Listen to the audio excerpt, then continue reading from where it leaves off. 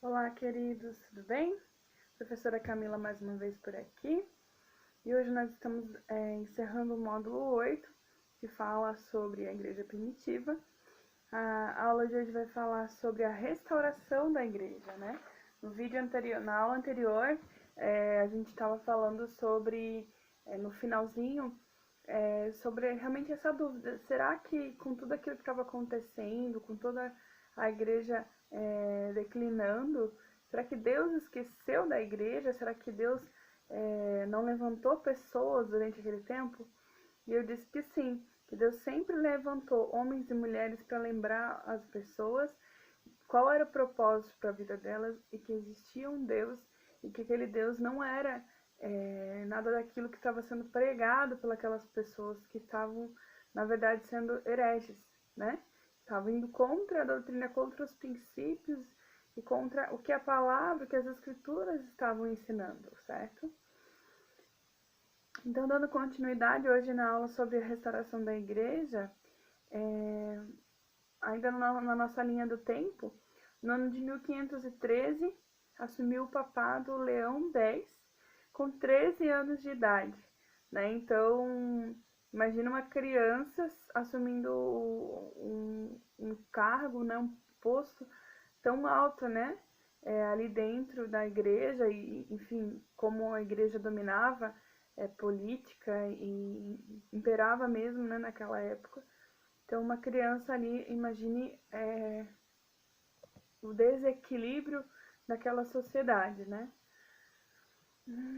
Depois, em 1517, lá na Alemanha, a Igreja Católica começou a vender indulgências para a construção da Basílica de São Pedro.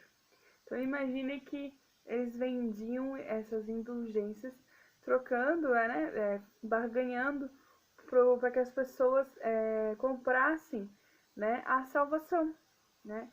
Na frente das urnas, né, onde recebiam essas indulgências, estava escrito assim: assim que o dinheiro no cofre cai, a alma atribulada do purgatório sai.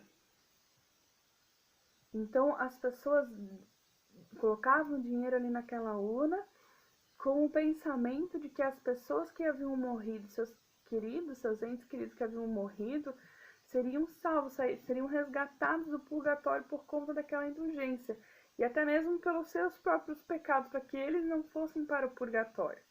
Então a gente vê aí uma total heresia, né? Uma total falta de conhecimento mesmo da palavra de Deus, que em nenhum momento nos ensina isso, nos prega isso, certo? E também foi em 1517, né, que Lutero lança as 95 teses contra a igreja, né? Lutero, ele era um jovem estudante, né, de direito, ia ser um advogado, e frequentava a igreja, né?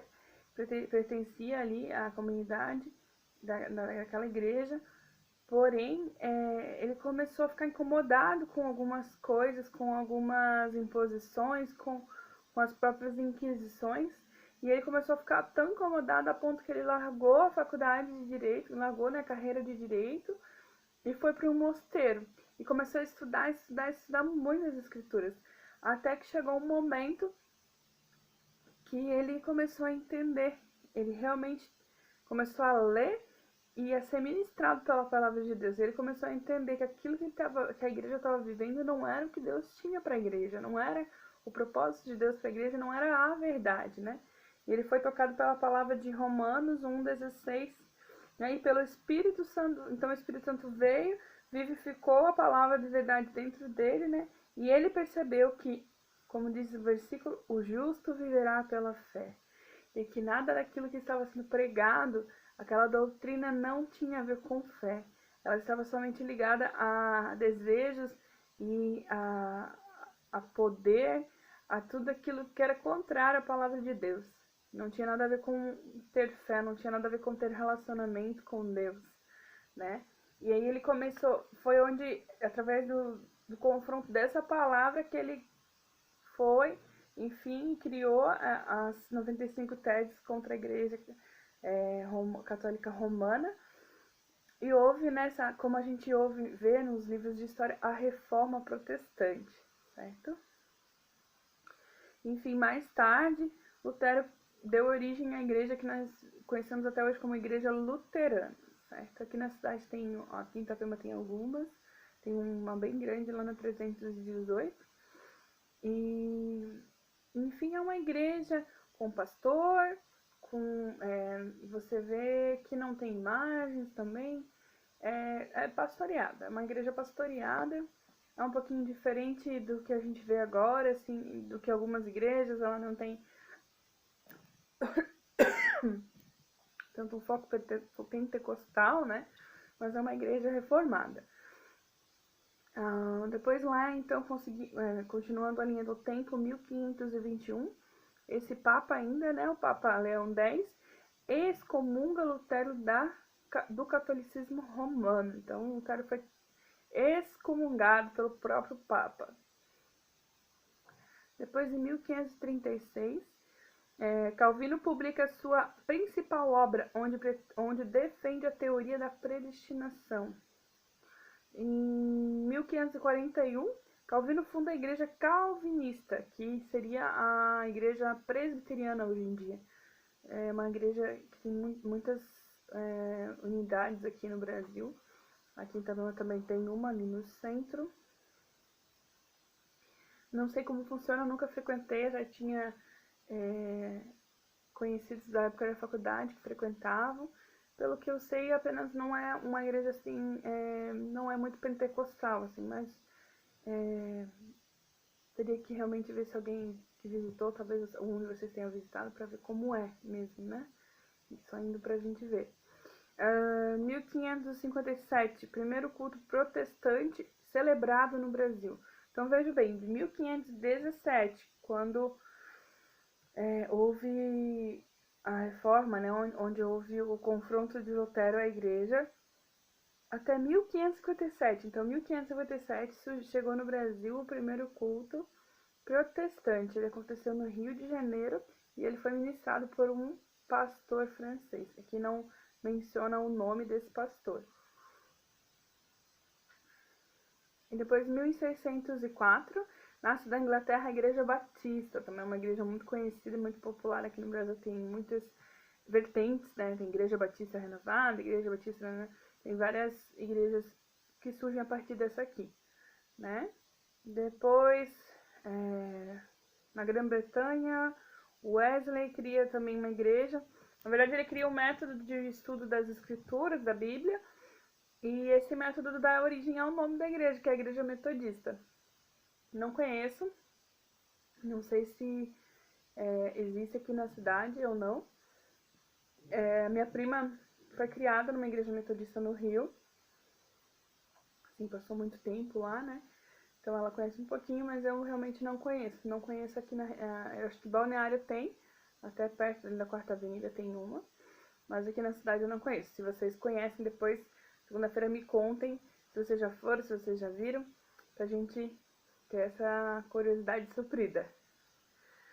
Depois, então, 1835, Albert Benjamin Simpson, né, inspirado por Deus, né, começam ali, funda ali, né, a Aliança Missionária Cristã.